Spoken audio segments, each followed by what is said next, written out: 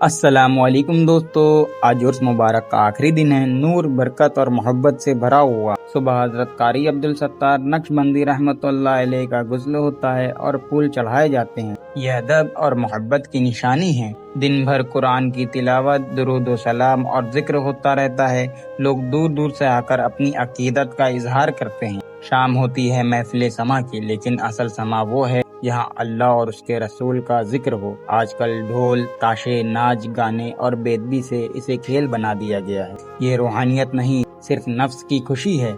आला हज़रत ने फरमाया, जो समा कुरान, नात और जिक्र से हो वही बरकत है। और याद रखिए, औरतों का मज़ार पर आना मना है, ये शरीयत के खिलाफ है। दोस्तों, उर्स का पैगाम है कुरान, सुन्नत और बुजुर्गों की तालीमात पर अमल करना। रूहानी महफिल इबादत है, उसे खेल मत बनाओ। ये था उर्स मुबारक का आखिरी दिन। अल्लाह हमें असल रूहानियत समझने की तौफीक दे। आमीन। अल्लाह हाफिज।